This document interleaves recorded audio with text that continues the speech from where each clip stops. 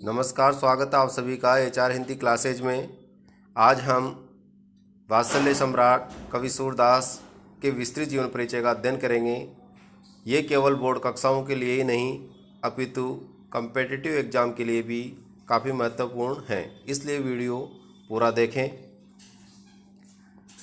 सूर सूर तुलसी शशि उड़गणों के सब दास, अब के कवि खद्योत सम जयत करत प्रकाश। हिंदी साहित्य जगत के सूर्य मध्यकालीन कृष्ण भक्त कवि सूरदास का जन्म विक्रम संवत 1540 में हुआ था। इनका जन्म दिल्ली के निकट सिही नामक गांव में हुआ था।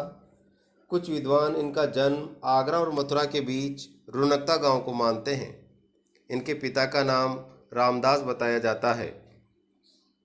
वार्ता साहित्य और भक्तमाल के आधार पर ये शाश्वत ब्राह्मण कहे गए, किंतु साहित्य लहरी में एक पद है जिससे ये पृथ्वीराज के अमात्य अर्थात मंत्री तथा राजकवि चंद्रप्रदाय के वंशज ब्रह्मभट्ट मालूम होते हैं। इस पद से बहुत सी बातें ज्ञात होती है। इस पद के आधार पर कहा जाता है कि वह नेत्रहीन होने के कारण एक अंधकूप में गिर पड़े थे। 6 दिन वहाँ पड़े रहने के बाद भगवान श्री कृष्ण ने इन्हें दर्शन दिए और सनेत्र कर दिया। इस पर सूरदास ने कहा कि हे प्रभु, जिन नेत्रों से आपके दर्शन हुए हैं अर्थात जिन नेत्रों ने आपके दर्शन किए हैं, अब मैं उनसे सांसारिक पापों को नहीं देखना चाहता। सांसारिक मोह माया और कष्टों को मैं इन नेत्रों से निहारना नहीं चाहता हूँ। उनके निवेदन करने से नेत्र सदा के लिए बंद हो गए, लेकिन उन्हें प्रज्ञा चक्षु प्राप्त हो गए, यानी भगवान कृष्ण की कृपा से ज्ञान रूपी जो नेत्र है उनको प्राप्त हो गए। सूरदास जन्म से अंधे थे या विवादास्पद हैं, इस संबंध में अधिकांश विद्वानों का मत है कि वह जीवन के अंतिम समय में अंधे हुए थे, क्योंकि इसका प्रमाण हमें इनके पदों से मिल जाता है। या माया झूठी की लालच दूधरग अंध भयो, यानी इससे ये पता चलता है कि शायद उन्होंने सांसारिक मोह और माया को अपने नेत्रों से देखा और फिर श्री कृष्ण दर्शन देने के बाद उनसे निवेदन करने के बाद उनके जो दोनों नेत्र हैं वो सदा के लिए बंद हो गए। लेकिन फिर भी हम ये कह सकते हैं कि वो जन्मांध थे या बाद में अंधे हुए थे, अभी भी विद्वानों की एक राय नहीं है। रुनकता आगरा के गौघाट पर सूरदास की भेंट महाप्रभु वल्लभाचार्य से हुई, यानी वल्लभाचार्य जो हैं वो सूरदास जी के गुरु हैं। उन्होंने सूरदास को वल्लभ संप्रदाय में दीक्षित किया तथा भागवत कथा सुनाई, जिसके आधार पर कवि ने उच्च कोटि के साहित्य का सर्जन किया। वल्लभ संप्रदाय में दीक्षित होने पर उनकी भक्ति दास्य भाव से सख्य भाव में परिणित हो गई, नहीं बदल गई। प्रारंभ में जो सूरदास की भक्ति है वो दास्य भाव की थी और बाद में जो है यानी सख्य या मैत्री भाव की हो गई।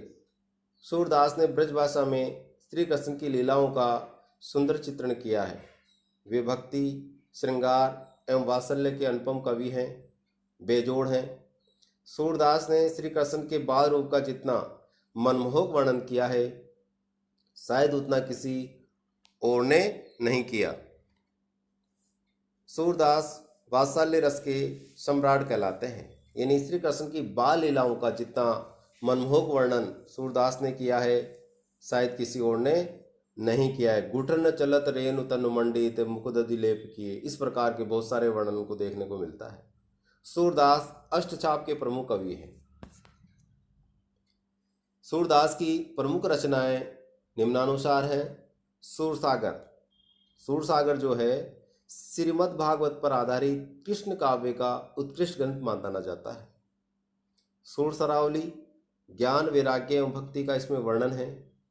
साहित्य लहरी नायका भेद से संबंधित ग्रंथ दृष्टकूट के पद से संकलित है, लेकिन इन सबसे जो महत्वपूर्ण ग्रंथ है वह सूरसागर है, यानी सूरसागर सूरदास जी की कीर्ति का अक्षय स्रोत है। सूरदास जी का निधन विक्रम संवत 1620 को पारसोली मथुरा जिले में गोवर्धन की तलहटी में हुआ था। ये वीडियो आपके लिए काफ़ी महत्वपूर्ण रहा होगा। आशा करता हूँ कि इसी प्रकार की वीडियो प्राप्त करने के लिए आप हमारे चैनल को सब्सक्राइब करें ताकि आगे वीडियो मिलते रहेंगे।